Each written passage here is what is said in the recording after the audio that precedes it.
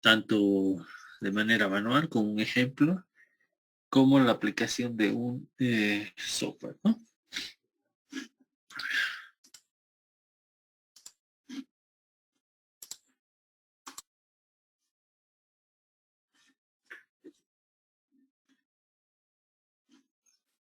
Recording in progress. Como sabemos, las presas de gravedad pueden ser comparadas con muros de contención, ¿no? A diferencia de que los muros de contención, bueno, sirven para sostener el empuje del material del suelo. Las presas de gravedad están conformadas o están constituidas y concebidas con el mismo principio, que tiene un cuerpo aproximadamente triangular que va a sostener la presión hidrostática y en algunos casos el empuje hidrodinámico, ¿no? En algunos estados de carga. Estas presas trabajan por su propio peso, ¿no? Es por eso que se les denominan presas de gravedad. Trabajan gracias al peso, es el cual el que les da la estabilidad tanto al deslizamiento como al vuelco, ¿no? El diseño de estas presas viene a conformar en realidad la geometría, que vayan a tener la geometría adecuada y la ubicación exacta, bueno, redireccionar o orientar a que la resultante de todas las fuerzas actuantes se ubique en el lugar, en el lugar adecuado, es decir, aconsejablemente en el tercio central, para que eh, cumpla con las comprobaciones del deslizamiento y del vuelco, ¿no? A diferencia de las presas de materiales sueltos, las presas de gravedad tienen una ventaja en la que se puede implementar el vertedero de excedencias incluido dentro del cuerpo de la presa, ¿no? Esto no pasa en presas de materiales sueltos, como hemos visto algunos ejemplos de presas. El vertedero de excedencias tiene que estar ubicado fuera del cuerpo de la presa, ¿no? Porque los caudales y al momento las avenidas que pasan por el embalse y estas son vertidas a través del vertedero de excedencias, para garantizar la estabilidad del cuerpo de la presa y tener un porcentaje de seguridad, tienen que estar estas fuera del cuerpo de la presa, ¿no? Es una ventaja de las presas de gravedad, es un aspecto a considerar cuando no se tenga disponible o la opción de implementar un vertedero de excedencias fuera del cuerpo de la presa y optar por una presa de materiales sueltos, ¿no? En este caso, las presas de gravedad tienen una gran ventaja, ¿no? Como les decía, para presas como vimos en el tema de selección de presas, tienen una mayor exigencia en cuanto a la cimentación, ¿no? Las presas de la fundación que tienen que tener. En las presas de gravedad se requiere que la roca tenga una gran capacidad portante. Esto va a ser comparado en función del peso que tenga el cuerpo de la presa. Esta capacidad portante de la roca implica que la roca sea de buena calidad. Es necesario también comprobar si no tiene filtraciones, si es una roca sana. En el caso de que obviamente no en todos los suelos existe roca a nivel superficial, ¿no? Pero a capas poco profundas es bueno tener roca con una buena capacidad portante para emplazar o para dirigir nuestras alternativas a elección hacia la elección de presas de gravedad, ¿no? De hormigón.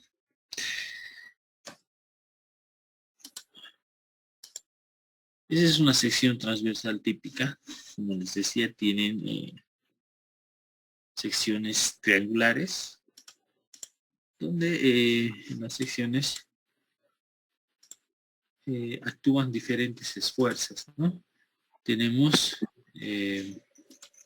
aguas arriba, taludes muy poco inclinados, ¿no? Aguas arriba de la presa, es decir, en esta sección, la inclinación del talud aguas arriba puede ser vertical o del orden de 0.1, 0.05, ¿no? La inclinación del talud de la relación de verticalidad y horizontalidad. Pasa lo contrario en el talud aguas abajo. En el talud aguas abajo los taludes tienen que ser mucho más inclinados, ¿no? Puesto que esta forma típica va a hacer que las comprobaciones tanto al vuelco como al deslizamiento sean adecuadas, ¿no? Es decir, que tenga mayor estabilidad la presa, ¿no? Esas son las formas típicas, la triangular, considerando que los taludes aguas abajo son mínimos o pueden ser verticales y los taludes aguas abajo ya tienen mayor inclinación, ¿no? Las fuerzas actuantes, tenemos la presión hidrostática, que como sabemos actúa perpendicular al paramento con el que tiene contacto el fluido, en este caso el agua, y va aumentando, incrementando en función de la altura de carga de agua, en este caso la profundidad del agua, ¿no? Esta presión hidrostática es una distribución lineal y tiene generalmente, bueno, la teoría nos indica que la resultante de esa fuerza hidrostática se encuentra ubicada a 1/3 de la altura, ¿no? La altura total de carga. Y obviamente esa resultante de la presión hidrostática, esa fuerza, por así nombrarla por así, como sabemos, la fuerza es igual a la presión que se ejerce sobre el área, ¿no? El área que tiene de contacto. Entonces, y la presión está definida por el peso específico. Perdón, la presión por el área, ¿no? La fuerza está definida, o la presión está definida por el peso específico, por la altura de carga del fluido y el área que tiene contacto el fluido. Entonces esa sería la magnitud de la fuerza a diferentes profundidades o alturas de carga, ¿ya?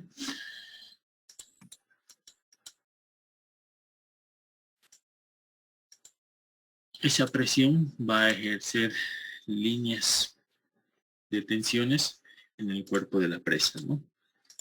Se pueden ver ahí a través de las líneas de color marrón, ¿no?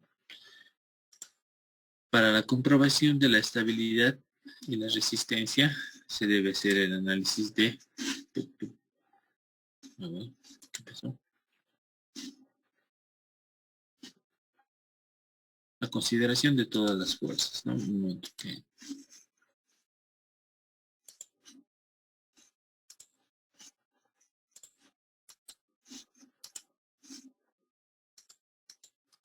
Se puede ver la presentación.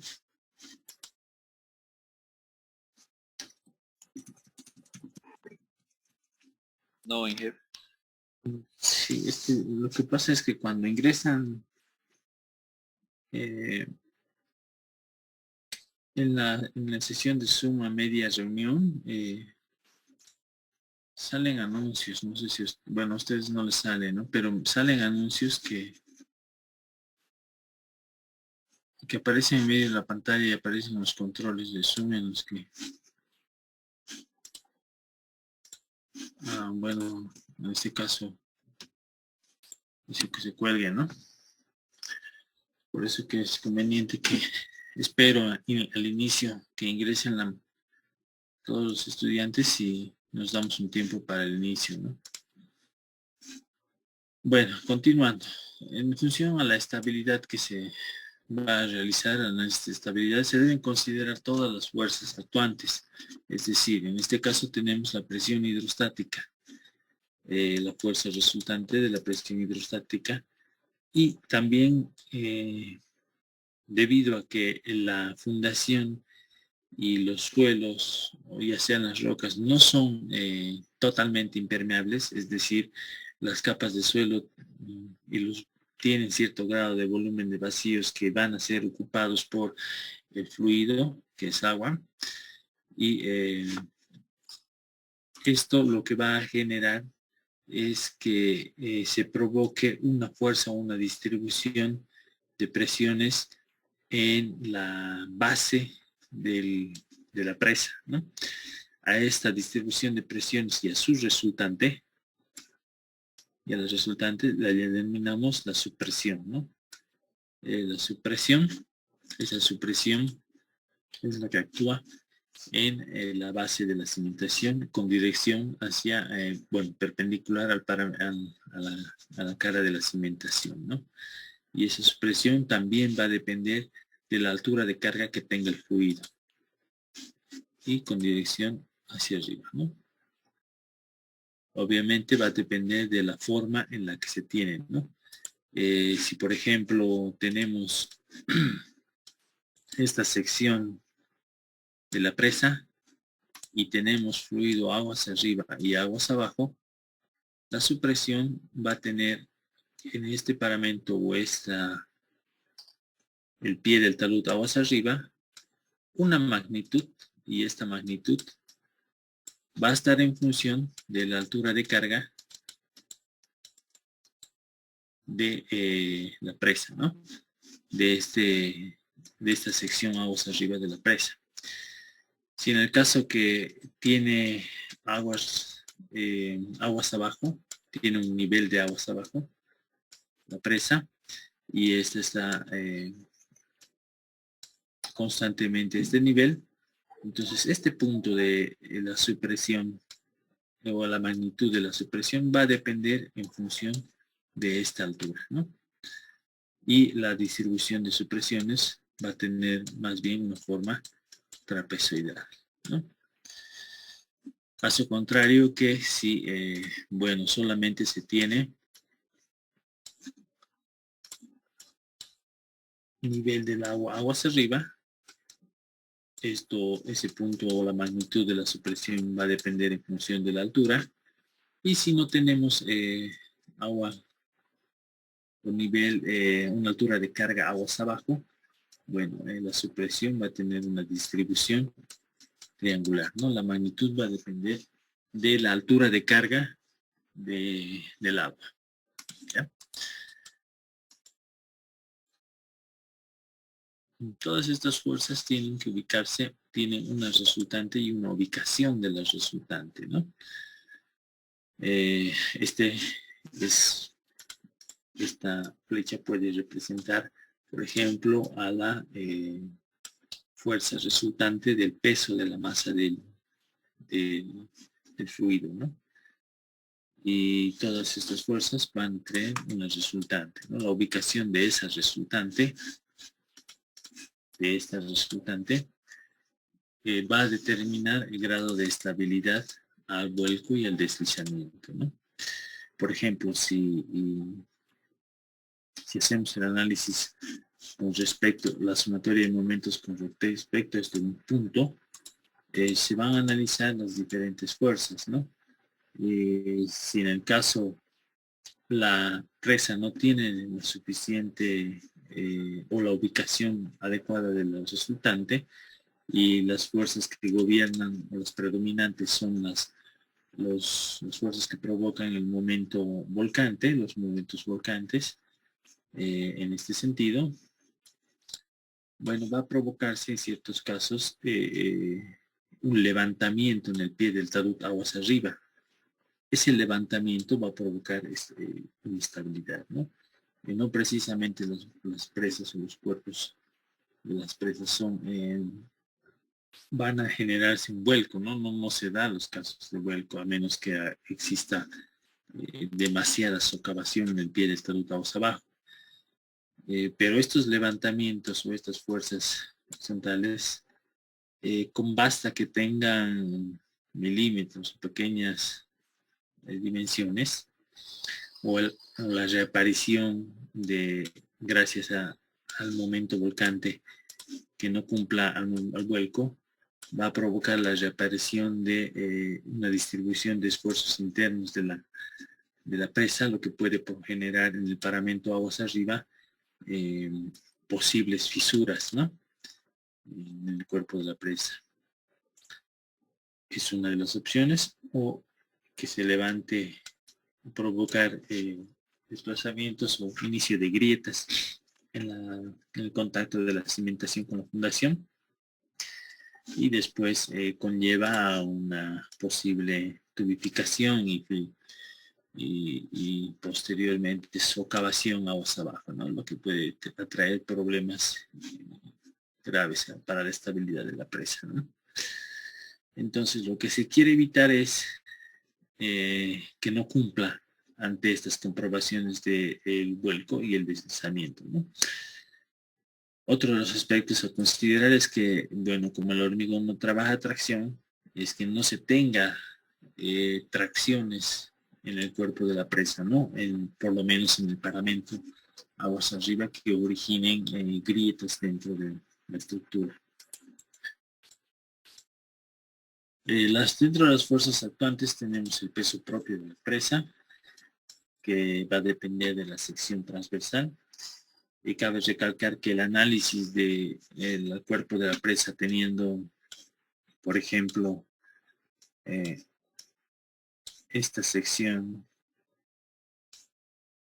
transversal y esta longitud del cuerpo de la presa, para el análisis de estabilidad no se considera que las presas tienen una redistribución de esfuerzos laterales, ¿no? Al contrario que en presas en arco. Por eso es que para este análisis de estabilidad se considera un ancho de faja de presa, ¿no? Es decir, que el análisis de la estabilidad de la presa se puede realizar considerando una faja de la presa de una faja unitaria, ¿no? De 1 metro de longitud transversal, por ejemplo. Sí. Y va a ser representativa considerando que no existe una redistribución de esfuerzos laterales, a diferencia que en presas en arco, ¿no? Es decir, el peso propio se va a considerar en este caso la sección transversal de la presa, el área, multiplicada por una sección, un ancho de faja de 1 metro, ¿no? Es decir, que esto va a representar el volumen para el cálculo del peso propio del cuerpo de la presa, ¿no?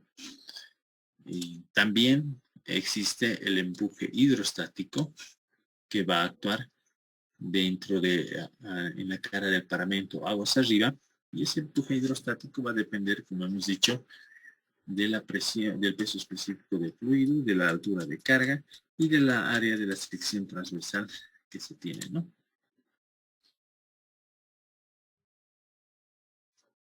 Entonces, también tenemos dentro de las fuerzas actuantes la presión intersticial y la supresión, ¿no? Esta supresión es la que podemos ver actuante en la cara de la cimentación y actúa generalmente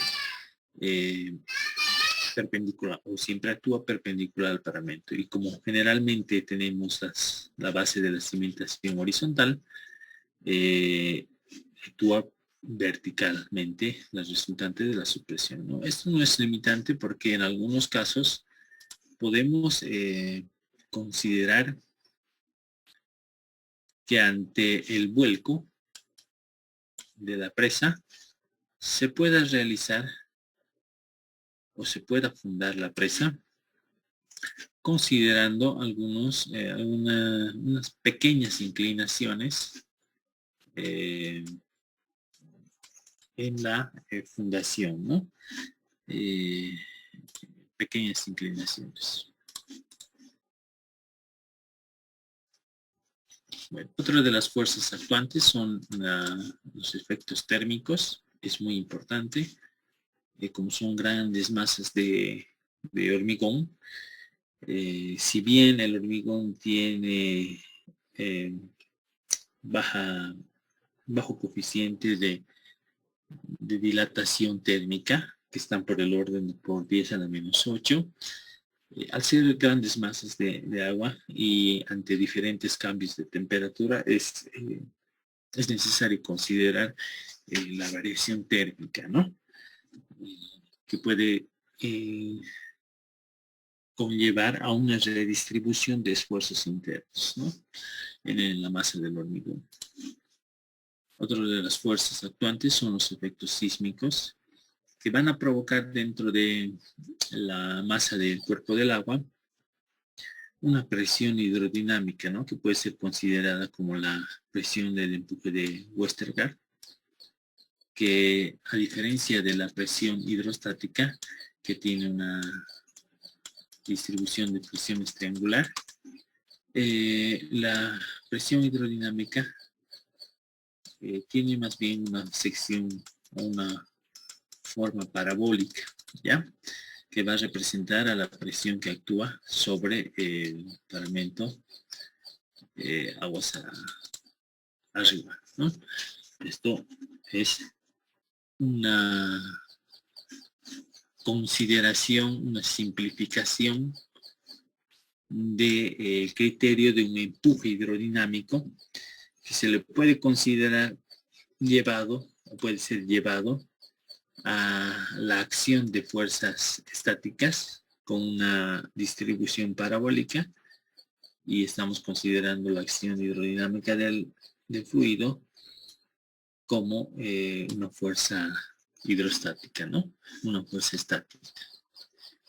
Es una aproximación, cabe recalcar, ¿no? También se encuentra dentro de las fuerzas actuantes el empuje de sedimentos, ¿no? El empuje de sedimentos, que va a tener también una distribución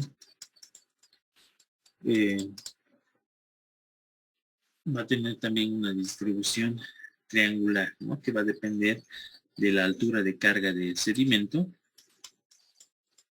que se tiene depositado en el fondo de la presa. En este caso, en la gráfica, viene representado por este triángulo de presiones, ¿no? Otro de las fuerzas a considerar es el empuje del oleaje, dependiendo de la longitud longitud del pech, va a tener cierto grado de acción en el emparamiento aguas arriba, ¿no? Esas son las fuerzas actuantes que actúan en el sobrecuerpo de la presa y a considerarse por el análisis de estabilidad, ¿no? Estos efectos sísmicos, si se quiere hacer una profundización, además de que vaya a provocar un empuje hidrodinámico, se debería realizar en función de el estrato de suelo y del tipo de roca y de los informes geológicos, coeficientes de los coeficientes de balasto, que van a representar en realidad de manera vertical y horizontal, que vienen a representar, como se está dibujando ahí, resortes, y aquí la presa. Vamos a colocarla como más notable. Supongamos que ese es el cuerpo de la presa, y este es el contacto de la base del cuerpo de la presa con la fundación. Estos coeficientes de balasto, que van a representar resortes con un cierto grado de reacción hacia el sismo, ya sea horizontal o vertical, hacia la aceleración sísmica, es muy importante considerar, ¿no? Porque no todos los suelos van a provocar empotramiento, ¿no? Diferentes suelos actúan con diferente grado de elasticidad o reacción ante el movimiento. Entonces, estos coeficientes de balasto van a representar eh, realmente cómo se va a comportar el suelo ante la acción sísmica, ¿no? Otro efecto, otra consideración que se debe tomar en cuenta y muy importante es la zona, ¿no? Y la aceleración sísmica, es la conformación del espectro de respuesta sísmica para la zona, ¿no? Y la metodología en función de los valores de aceleraciones sísmicas típicas, ¿no? Los valores de la meseta, inicio de la meseta, final de la meseta, inicio del espectro y inicio de la curva de recesión, ¿no? Dentro del análisis sísmico.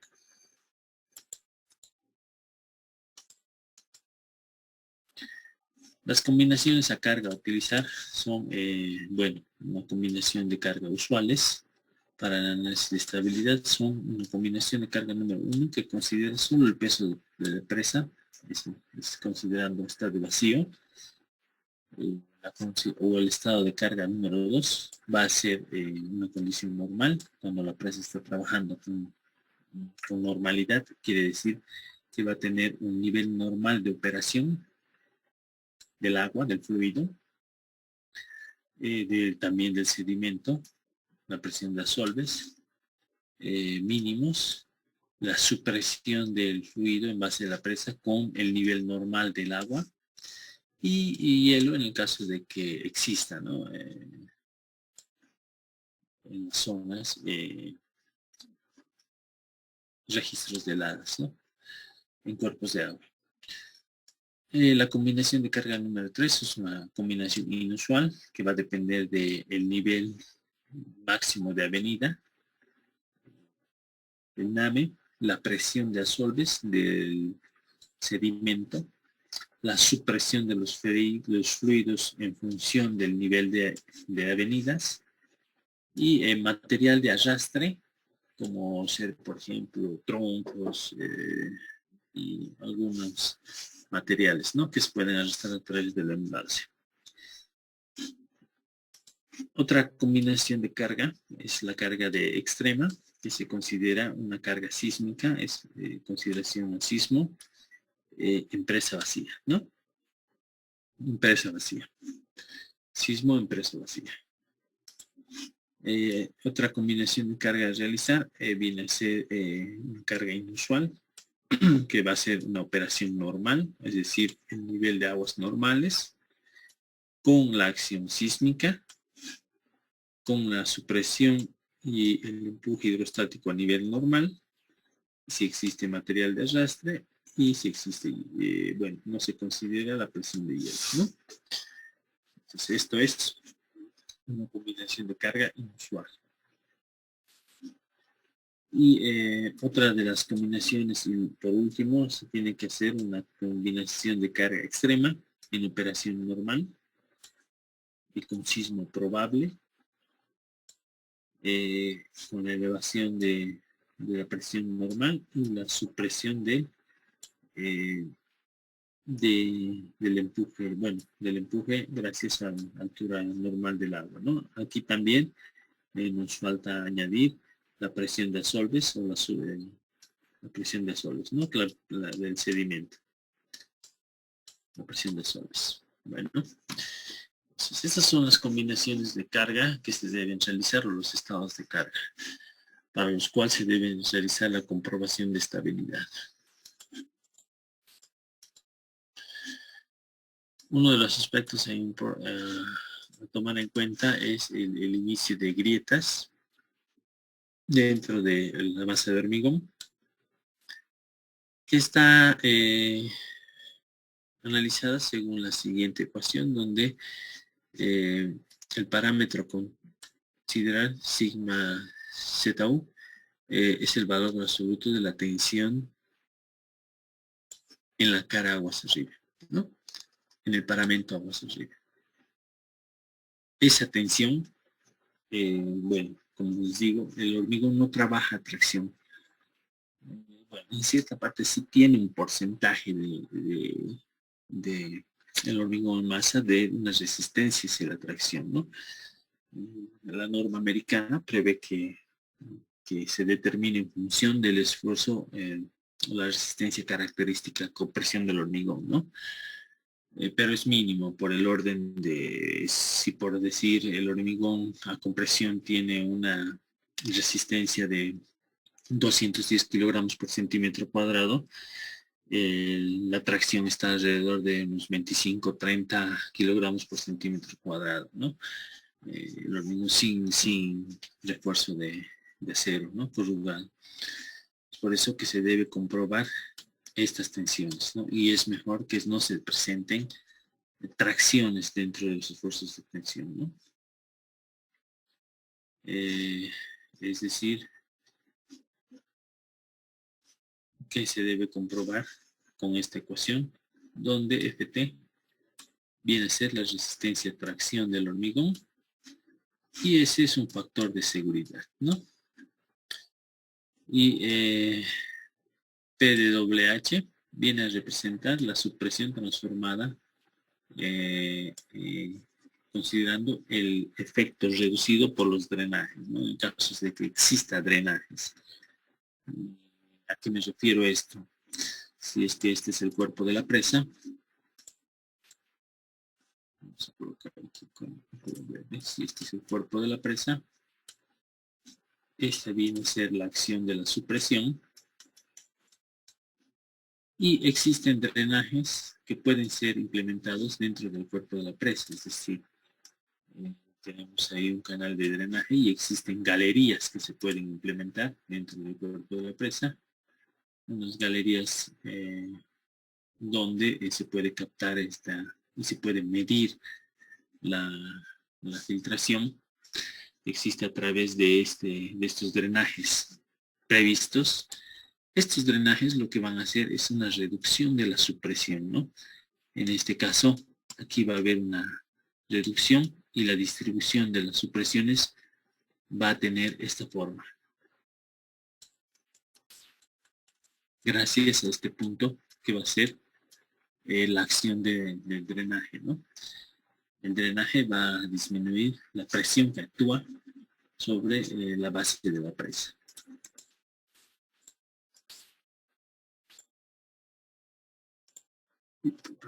Perdón, esta es la galería.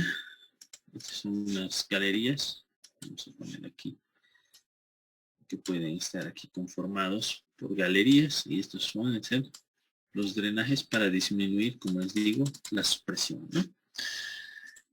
Dentro de las fuerzas aplicables o las fuerzas que se aplican dentro de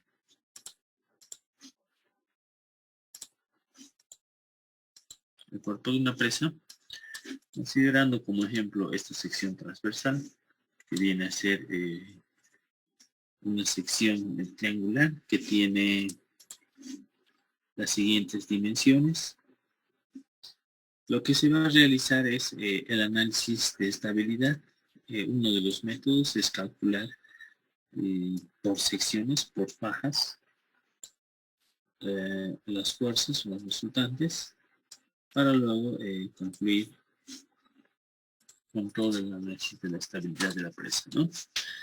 Esas son las distribuciones de las dimensiones de la presa. Esas distribuciones nos van a determinar los esfuerzos del peso del volumen resultante. Inicialmente se va a determinar, por ejemplo, la base de la presa. Tenemos que es 675 más 0.45. En este caso vamos a tener una longitud de la base de la presa de 7.2 metros. la resultante tenemos que comprobar si cae, bueno, de la ubicación de la resultante. Vamos a suponer que esta es la ubicación de la resultante. Y una vez que se tiene la ubicación de la resultante, se determina la excentricidad que tiene esta resultante y la ubicación respecto de un extremo para comprobar las fuerzas, ¿no? El centro de masas, es decir, ¿no? Lo que debemos realizar es en sí es la determinación del centro de masas que se tiene del cuerpo de la presa, ¿no?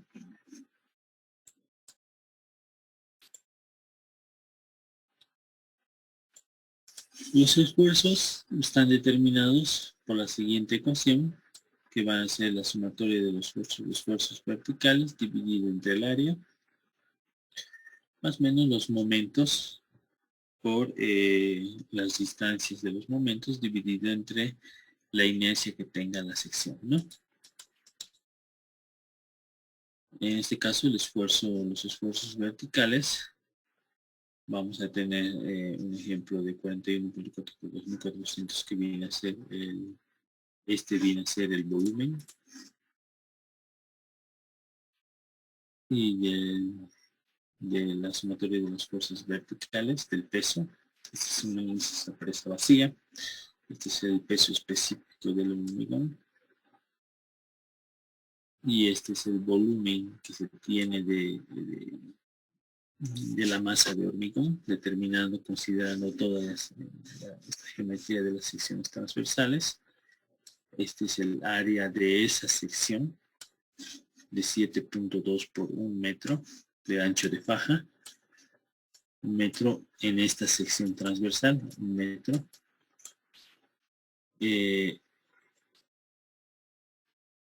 Considerando esa sección transversal, ¿no? Tenemos 41.2 por el momento, por 1.08 que viene a ser la distancia hacia el punto, que viene a ser 1.08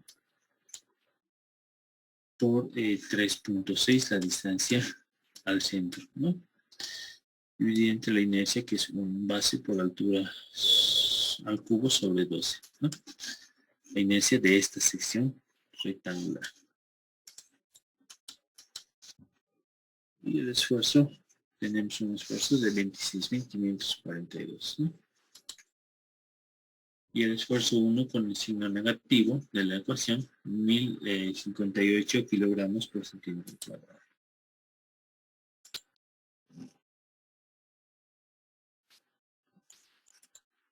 Para ese esfuerzo menor, tenemos la distribución, la descomposición en función del ángulo del paramento hacia arriba, donde necesitamos determinar inicialmente esta componente Y, ¿no? Que va a estar definida por el coseno del ángulo. Como está adyacente, este viene a ser una componente del seno y esta del coseno, ¿no?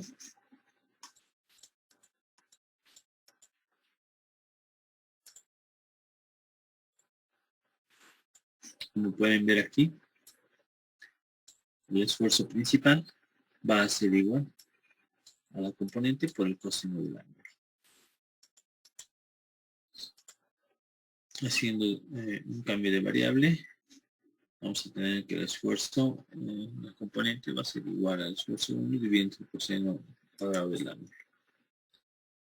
Y ese es el esfuerzo 1, la componente va a ser igual a 1060. Ya considerando las fuerzas, el empuje del fluido, en este caso el empuje de la masa del agua, tenemos que considerar esta distancia que es 0.45, la distancia de aquí, por 9 metros de alto por la altura, dividido entre 2 porque es esto es una sección triangular, ¿no? Es una sección triangular de las presiones. Ese va a ser la resultante de la presión, del empuje. Ahora tenemos 2025 kilogramos. Lo mismo para este empuje de aquí. Actúa de manera vertical porque la masa de agua, esta masa triangular de aquí, está actuando como un peso en el talud inclinado, ¿no? En el talud inclinado del paramento aguas arriba. Entonces, este empuje es vertical. 2025 kilogramos. Es por eso que es poco, ¿no? Y el empuje horizontal, que viene a representar este triángulo con un poco más azul, es este empuje vertical, horizontal, que va a estar en función de la altura, ¿no? La altura de agua, la altura de 9 metros, por el peso específico del agua, por la altura y por el área, ¿no? Que tenemos aquí. Este empuje va a ser de 40.500 kilogramos. Ese es el empuje horizontal.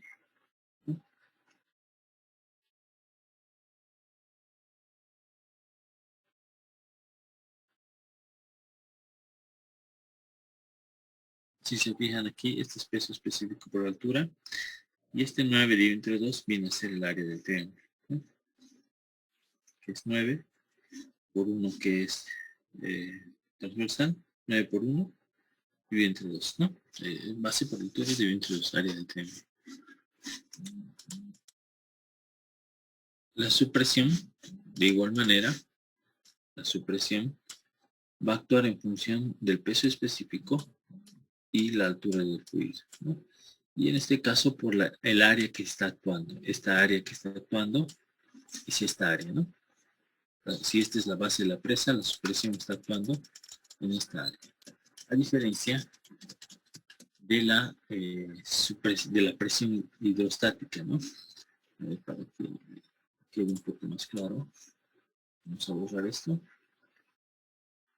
Vamos a suponer que este es la proyección de 1 metro. Esa es la proyección de 1 metro. Primeramente, esta masa de peso del agua, vamos a proyectarla ahí. Y actúa sobre un ancho de 1 metro, ¿no? Esto actúa sobre un ancho de 1 metro y es el peso de la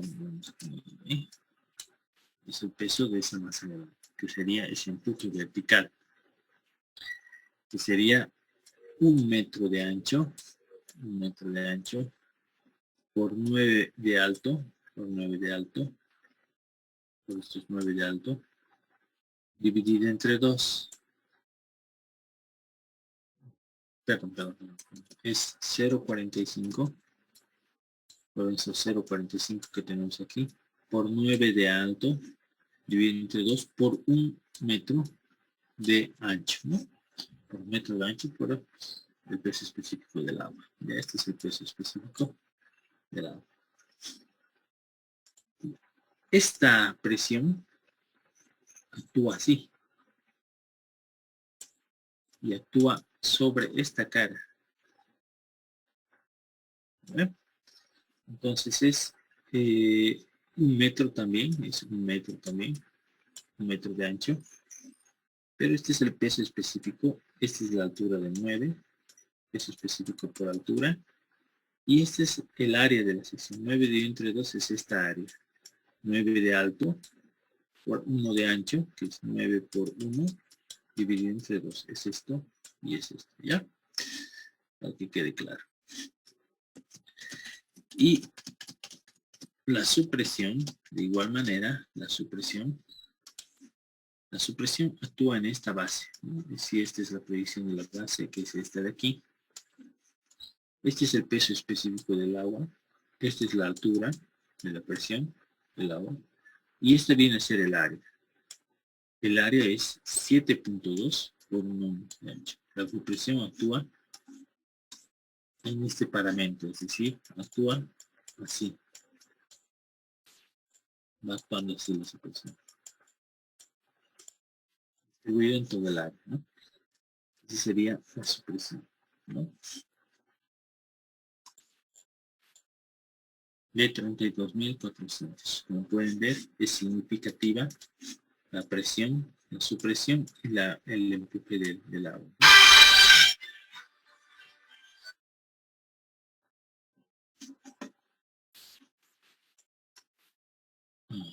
Entonces, lo que tenemos que comprobar en base a todos los esfuerzos va a ser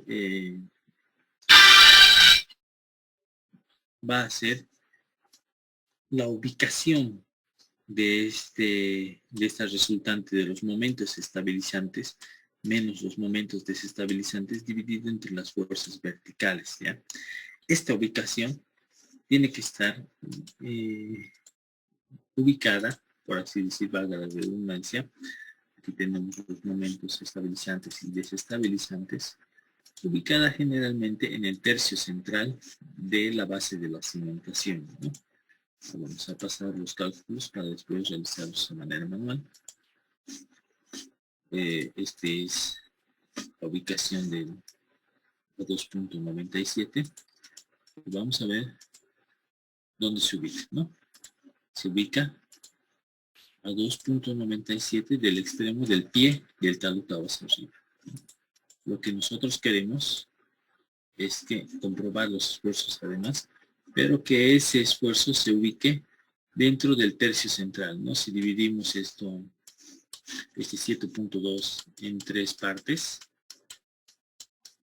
esta resultante tendría que estar generalmente en el tercio central para que los esfuerzos y la comprobación a los momentos nos pueda salir con comprobaciones adecuadas, ¿no?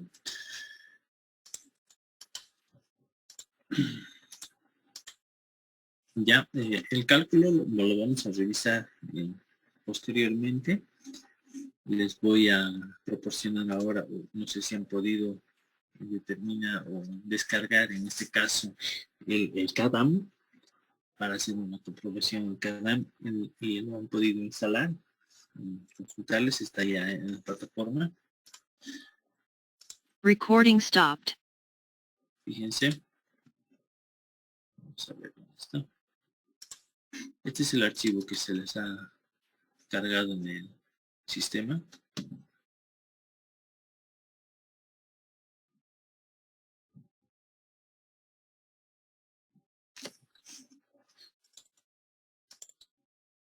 Que lo único que tienen que hacer es un archivo ejecutable, ¿no? Realizar la instalación.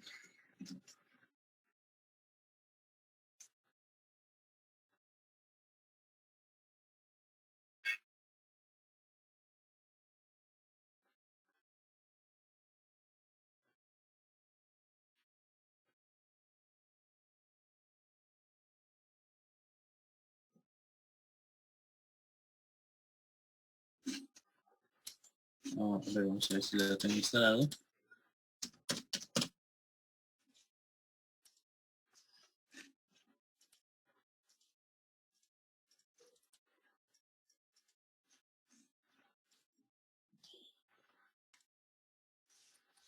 Cuando lo instalen van a tener este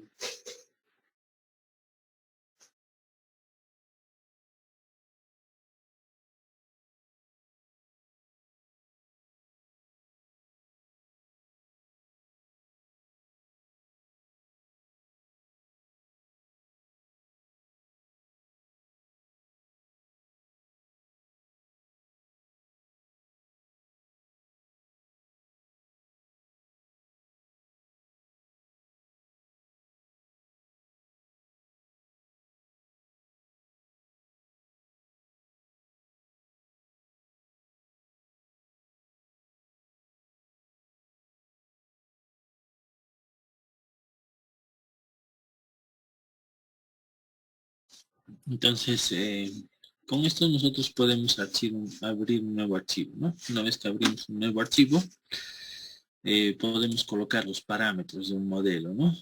Primeramente iniciamos con la geometría. Aquí tenemos la gráfica de todas las secciones transversales, ¿no? Solamente es cargar la geometría. Una vez que se carga la geometría, vamos a realizar, una vez cargada la geometría, se nos va a habilitar ahí para colocar el número de franjas en las cargas, en las masas, para hacer un análisis estático, los niveles de fluido, los drenajes que vamos a tener, si tenemos un postezado, para hacer un análisis pseudoestático del análisis sísmico. Y una vez que se cargan todos los valores, tenemos que realizar o ejecutar el programa, ¿no? También está cargado ahí en el sistema el manual. Como pueden ver, este es la interfaz del el flujo de ejecución en el programa. Vamos a tener también la descripción de los iconos. De igual manera, las fuerzas actuantes sobre los diferentes paramentos y fundaciones en la presa. Como pueden ver, este es el empuje vertical y horizontal del hidrostático. Este es el hidrodinámico. Este es el empuje de asolves del sedimento. La supresión, si existen aguas residuales o un nivel aguas abajo. El empuje vertical y horizontal aguas abajo. También tenemos el empuje del coronamiento, el peso de la masa del suelo y la resultante final, ¿no? Entonces, esa es la ubicación, la determinación de los esfuerzos de las fuerzas actuantes en función a la geometría y a los niveles del agua. Ahí tienen la descripción del cargado de los datos.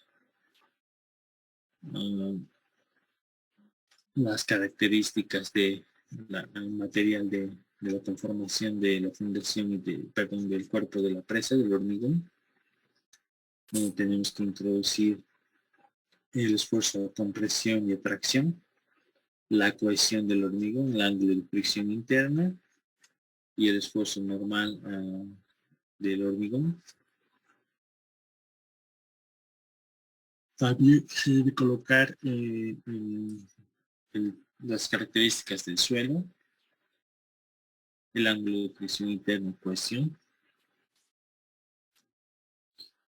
de los niveles del agua, las características del peso del fluido, el nivel del agua, el nivel aguas arriba y aguas abajo.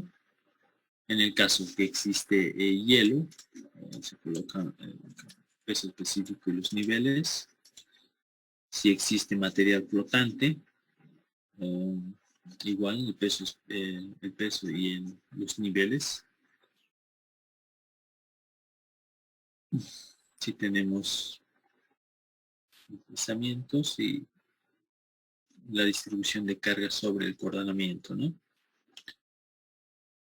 La supresión, ya sean las consideraciones con la implementación de los drenajes y las galerías, filtrantes, alguna teoría de la distribución o la disminución a considerar en la implementación de galerías, la introducción de datos si tenemos la opción de colocar el postezado dentro del hormigón, la aplicación de las fuerzas. Este es el análisis pseudoestático. Cabe recalcar que es un análisis pseudoestático, que quiere decir que se convierte toda la acción de las fuerzas dinámicas como el sismo y el empuje hidrodinámico del agua en fuerzas estáticas. Es por eso que se denomina un análisis pseudoestático. algunas configuraciones para la elección del nivel de el fluido, perdón, de la presión, su presión. Aquí ya iniciamos la combinación de cargas. ¿Cuáles son las cargas que están actuando para la habilitación para el análisis?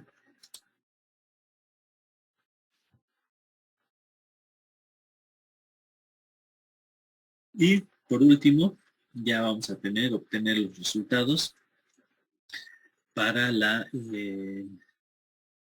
para el correcto análisis de la estabilidad de la presa, ¿no? Hay unas funciones de distribución que se tienen o que realiza el programa de los esfuerzos internos, una probabilidad y bueno, tendríamos la realización de la estabilidad entonces, ¿no? Aquí en esta parte del manual nos indica los resultados de la distribución de esfuerzos internos dentro del cuerpo de la masa de hormigón, ¿no? Esos son los esfuerzos actuantes. Ahí está la misma ecuación a considerar que estaba en la presentación. Sumatoria de esfuerzos verticales y dentro del área. Sumatoria de momentos por la ubicación de la excentricidad dividido entre el momento de inercia, ¿no? Esa es la ecuación a considerar.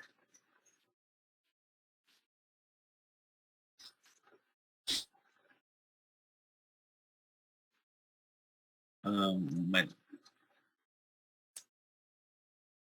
Revisen el manual, instalen el software.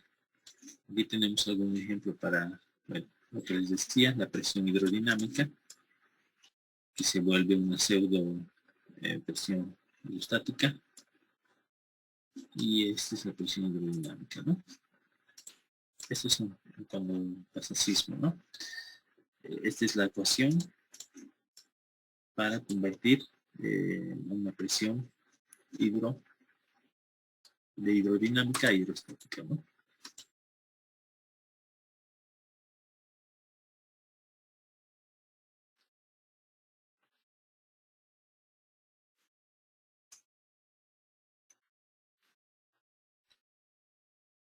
Y por ende, después tenemos los resultados y el análisis de los esfuerzos totales, ¿no? Estas son las fuerzas, la distribución de las fuerzas dentro de la masa de cuerpo del hormigón en diferentes franjas o fajas, como así podemos determinar, ¿no? Y aquí tenemos un ejemplo. De repente vamos a realizar el mismo ejemplo para con los mismos datos para la comprobación, ¿ya? Instalen el programa y el día de hoy, por favor, en la noche, así vamos a ver el estado de la presentación ya de sus prácticas y consultarles si tienen alguna duda ustedes sobre el programa, o perdón, claro, sí, el ARGIS y la ejecución de sus mapas si tuvieron algunos problemas, ¿no? Los grupos que no han tenido problemas y ya estén avanzados, tienen que avanzar o vayan realizando sobre el mismo procedimiento sobre las temperaturas máximas extremas, ¿no? Recuerden que utilizamos a un grupo, por ejemplo, les tocó de 90 al 99 y realizaron como una temperatura media, ¿no? O otros con la temperatura mínima. Entonces, esas temperaturas medias, mínimas son las mínimas medias, son las máximas medias y son las medias. Van a hacer lo mismo con las extremas.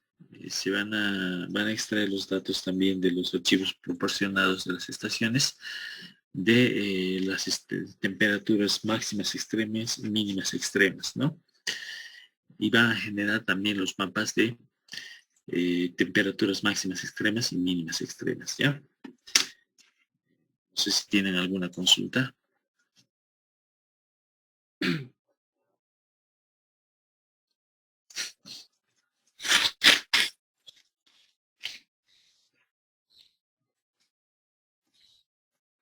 Hoy en la noche también nos vamos a reunir. Sí, sí, hoy en la noche un momentito a las 8 para realizar esa comprobación. Descarguen el software para que me puedan seguir y así todos puedan realizarlo, ¿no? Ayer a última hora cargué los archivos de las presentaciones en PowerPoint, en PDF y el CADAM, ¿no? Descárguenlo y lo tienen listo, ¿no? Ya. Lo hacemos hoy por la noche, por favor, ¿ya? ¿Alguna otra consulta? No se olviden, hoy a 8 de la noche, ¿ya? Bueno, Bueno, si no tienen consultas, hasta entonces, ¿no? Buen día. hasta luego.